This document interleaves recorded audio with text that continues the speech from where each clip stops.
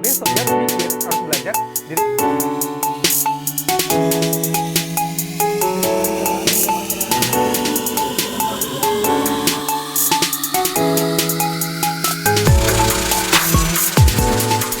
Assalamualaikum warahmatullahi wabarakatuh. Salam sejahtera untuk kita semuanya. Apa kabar teman-teman sekalian? Semoga sehat semua ya dan gak kurang satu apapun.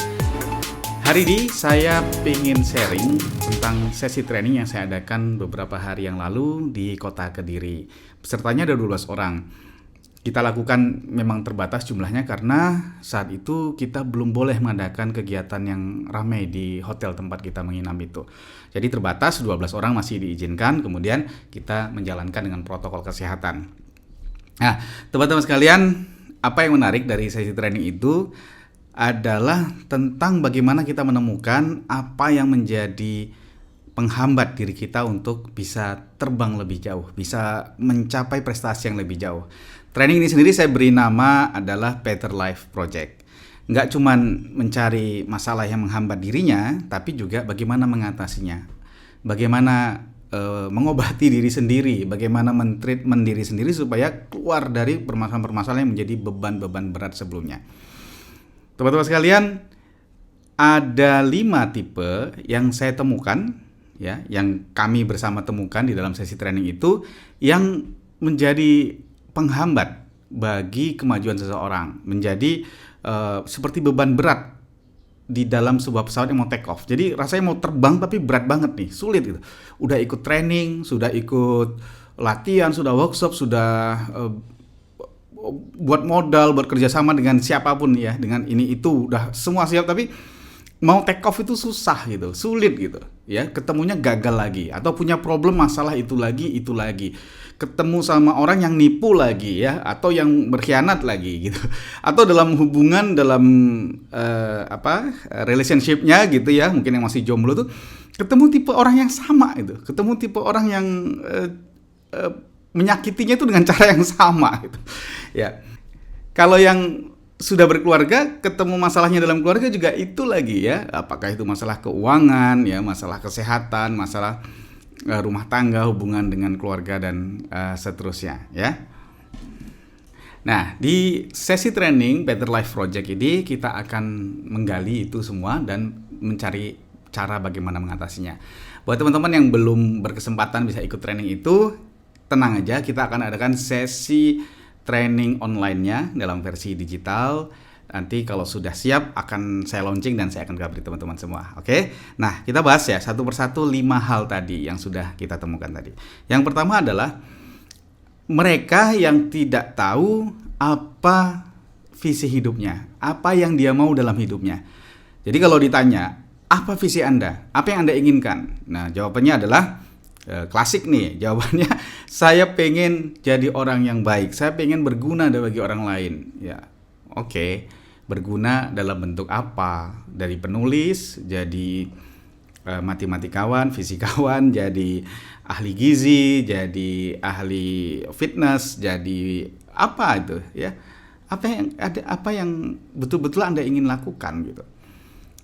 Ada lagi menjawab bahwa ya saya tuh pengen membahagiakan anak dan istri, saya pengen memberikan nafkah yang terbaik gitu. Oke, yang Anda inginkan apa gitu ya, yang memenuhi jiwa Anda itu nanti apa gitu. Kalau sudah kan kita bisa memberikan nafkah, memberikan manfaat kepada keluarga kita itu dengan berbagai cara, bisa menjadi pegawai, bisa jadi entrepreneur, bisa jadi penulis, bisa jadi pembicara, apa gitu. Nah, dalam memenuhi tugas sebagai keluarga, sebagai suami, sebagai istri tadi itu, apa yang ingin Anda lakukan gitu? Apa yang Anda inginkan? Ya. Nah, saya mengikuti training ini dengan mentor saya sebelumnya, itu saya sampai dibentak gitu ya. Apa yang kamu inginkan gitu? Apa yang kamu mau? Sampai kemudian dalam hati saya itu secara spontan bicara, saya ingin menjadi pembicara, ya. Saya ingin menjadi penulis yang bisa mempengaruhi orang banyak untuk mengubah hidupnya. Itu yang saya inginkan. Ya, jadi begitu caranya. Kita bareng simulasi bersama dengan para peserta lain dikejar itu. Kamu mau apa? Apa yang kamu inginkan? Apa yang kamu inginkan? Terus begitu ya. teman-teman juga nanti kalau yang mau ikut dalam sesi training juga akan mendapat latihan yang sama. Yang pertama. Nah, yang kedua adalah mereka yang punya persepsi yang salah terhadap dirinya, terhadap lingkungan, ya, maupun suatu event dan peristiwa. Ini terkait dengan cara kerja otak kita, cara memori kita yang menangkap gambar, suara, dan perasaan terhadap dari suatu peristiwa yang kita alami. Dan ketika ditangkap oleh otak kita itu diartikan, diberi makna. Nah, seringkali memaknainya itu salah, ya, atau nggak tepat, nggak pas gitu. Misal begini, saat kecil dia sedang melukis, ya, saat melukis kemudian gurunya lewat, mungkin gurunya juga nggak paham cara mentraining atau mengajar, ngomong, wah kamu lukisannya kok jelek gitu. Tadi dia ngomong, lukisanmu nggak bagus ini, nggak bakat kamu, kelihatannya nggak bakat kamu ini. Itu tertanam di kepalanya dari dia masih sekolah dasar atau bahkan TK, seterusnya sampai dia dewasa dia ngerasa nggak bakat melukis gitu. Jadi kalau ditanya kenapa nggak bakat melukis, ya dulu guru saya ngomong begitu. Ada yang nggak bakat melukis, ada yang nggak bisa bicara, ya. Jadi salah satu persatu sampai kalau ngomong tuh gugup, nervous, ya, gemetar gitu. Saya tanya, kapan Anda merasakan mulai sulit kalau berbicara? Terutama di depan umum, di depan publik, lebih dari 3-4 orang gitu. Mulai tuh dia ngomongnya susah. Padahal kalau dia ngomong biasa, ngobrol itu biasa aja, nggak ada masalah. Nah, ya jadi jawabannya adalah ketika saat itu sedang presentasi, sedang di depan kelas, saya nggak bisa menjawab pertanyaan dari kelas, dari teman-teman yang bertanya atau dari gurunya. Dan mulai saat itu dia ngerasa kalau ngomong itu susah. Ya, jadi dia memaknai peristiwa saat presentasi itu suatu kejadian menakutkan, suatu kegagalan yang besar, suatu aib, suatu hal negatif lah apapun yang tertanam di kepalanya.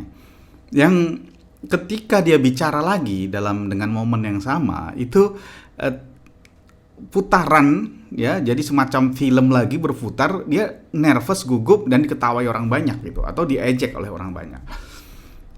Nah, memaknai itu salah gitu ya. Jadi ketika itu terjadi, dimaknai oleh pikirannya saat masih muda itu sebagai peristiwa yang menakutkan, memalukan, ya, dan memutuskan bahwa dia nggak bakat bicara di depan umum. Nah, kita juga terapi, kita buang pengalaman buruknya itu, kita ganti dengan program subconscious mind-nya supaya lebih positif melihat dirinya dan lebih berani dalam berbicara. Dan alhamdulillah ada 2 peserta yang begitu dan kita bisa atasi ketakutannya berbicara di depan umum. Ya, punya nggak yang problem seperti itu juga ya? Kalau punya, komen di bawah, nanti DM saya ya, atau nanti saya kontak untuk kita cari tahu bagaimana mengatasinya. Oke? Yang ketiga, punya fobia kecemasan yang berlebihan. Ya, ini cemas tuh baik saja, itu membuat kita waspada. Fobia terhadap takut ya, misalnya ular ya, kita perlu khawatir terhadap ular. Kalau kita terlalu berani juga kita bahaya tuh. Rasa takut, kecemasan itu adalah mekanisme pertahanan diri sebenarnya yang baik-baik saja. Yang menjadi tidak baik itu kalau berlebihan gitu ya. Jadi kalau udah berlebihan banget, nah itu yang bahaya. Salah satunya adalah kecemasan terhadap kualitas pekerjaan. Nah, ini ada satu anak muda ya, seorang gadis yang bekerja sebagai event organizer ya, sebagai content creator gitu. Jadi dia biasa membuat video, buat film, buat event gitu. Nah, kerja dia bagus banget. Saya akui, lihat karyanya tuh bagus banget karya-karyanya. Nah, hanya saja yang menyiksa dia dan membuat dia nggak bisa lepas dalam berkarya adalah kekhawatiran. Kalau apa yang dibuatnya itu tidak baik, kalau ada gangguan, kalau ada hambatan dalam proses pembuatannya atau kualitasnya dianggap orang tidak baik. Jadi kecemasan itu kemudian membuat dirinya tidak nyaman, bahkan seperti kena panic attack begitu, kaku badannya dan sulit bergerak. Dan kalau itu sudah terjadi tuh dia bisa marah-marah ya, melampiaskan dalam bentuk emosi atau dalam bentuk kekesalan ya, atau betul-betul breakdown ya. Jadi dia itu paralyzed ya, jadi harus recovery-nya lama. Nah, ternyata bentuk serangan kecemasan itu muncul dari satu tempat di dalam dirinya gitu ya, seperti muncul semacam energi berputar, ngilu, ya, terasa menusuk begitu. Dia nyebut di sini ya, di sekitar dada gitu, menusuk begitu, terus dari situ menyebar rasanya, kepanikan itu, rasa panik itu menyebar dan membuat rasa nggak nyaman di seluruh tubuhnya. Nah itu juga kita sudah tahu problemnya, kita atasi dengan teknik yang biasa dilakukan praktisi NLP atau Neuro Linguistic Programming. Kita atasi dan alhamdulillah seketika itu ya melalui 2-3 kali proses hilang. Nah, kita coba lagi tes untuk bayangkan dalam kondisi panik ya. Dalam kondisi panik saja biasanya dia membayangkan saja sudah betul datang itu ya, kecemasan yang menusuk itu. Kemudian sudah kita coba dan langsung praktek, kita beri tugas, kita beri dia tugas sesuatu yang biasanya menimbulkan kecemasan atau panic attack tadi itu, dan alhamdulillah sudah bisa diatasi. Panic attack-nya tetap datang, tapi dia bisa segera atasi, dia kenali, dia atasi dan bisa dihilangkan. Jadi itu memang seperti kebiasaan. Jadi ketika panic attack itu datang, dulu dia mungkin biasanya mengentertain perasaan itu, membiarkan perasaan itu. Nah sekarang dia sudah punya pertahanan. Ini nggak boleh dibiarkan, stop. Dan dia lakukan treatmentnya dan alhamdulillah bisa diatasi. Yang keempat, sulit berkomunikasi dengan orang lain. Ya, jadi problem yang utama juga lah, saya tuh kalau komunikasi dengan orang sulit, terutama orang baru. Banyak nih ya. Mungkin di antara peserta ya sebagai sampel, tapi buat teman-teman yang lain saya yakin banyak banget nggak mudah berkomunikasi dengan orang lain. Bicara takut ya, mengungkapkan pendapat takut, berkenalan dengan orang baru takut, ngobrol dengan orang baru juga takut. Saya tanya, apa yang membuat Anda takut?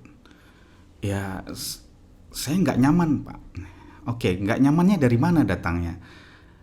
Ya ketika saya melihat orang baru itu, saya lihat matanya, kemudian saya ngerasa dia nggak suka saya gitu. Oke, saya sampaikan. Nah, ini tipe penyakit yang disebut metamodel mind reading ya.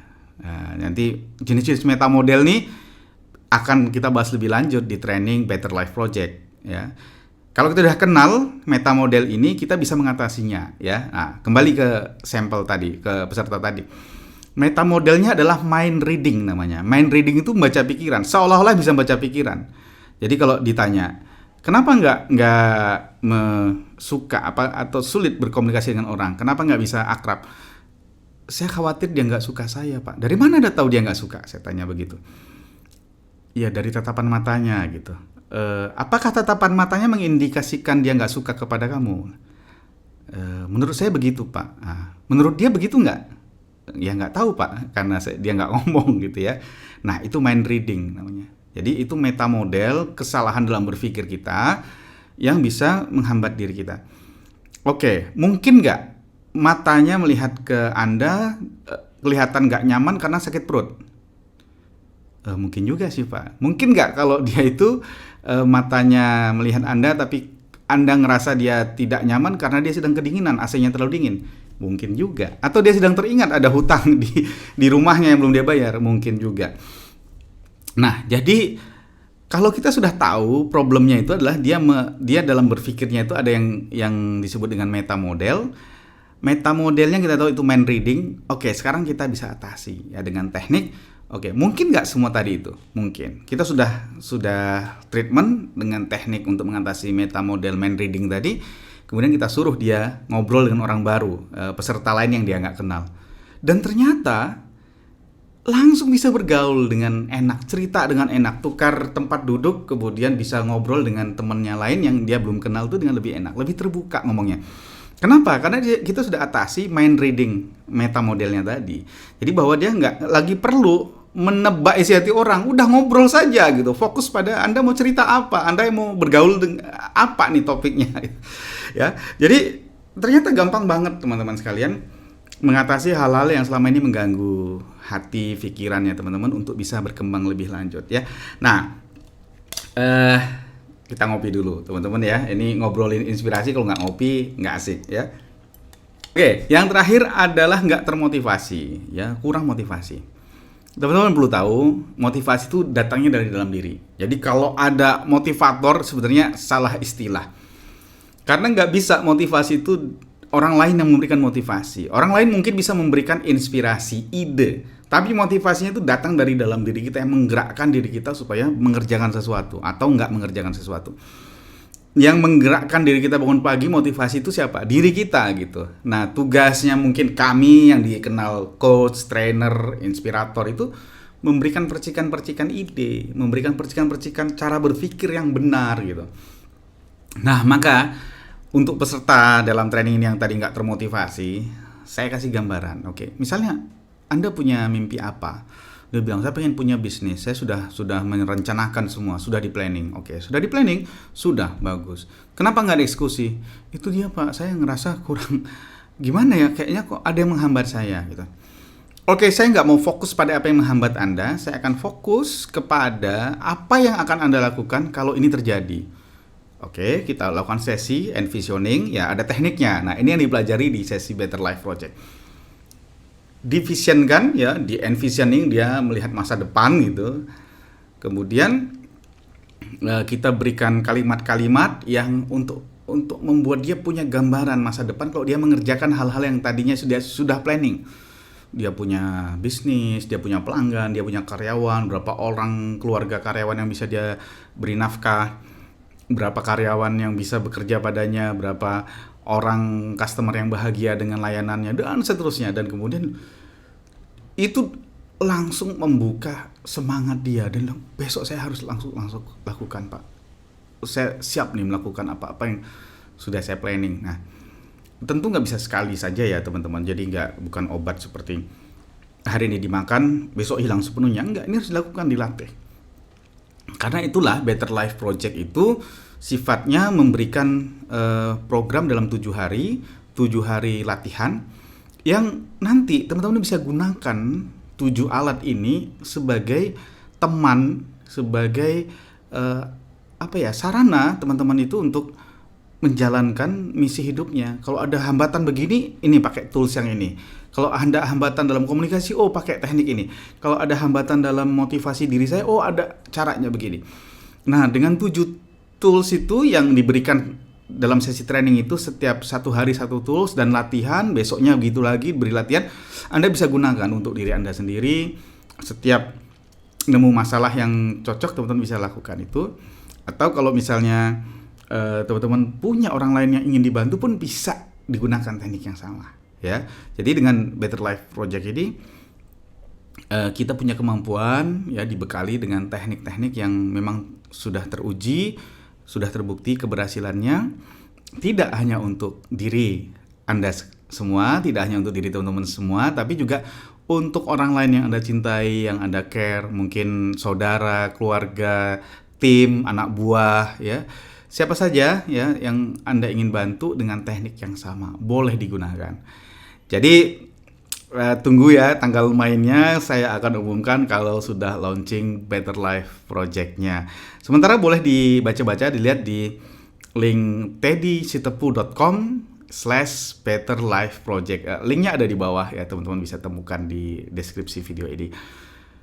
Demikian sesi hari ini, sesi sharing di podcast ngobrol inspirasi bersama Teddy Sitepu. Sampai ketemu lagi. Assalamualaikum warahmatullahi wabarakatuh.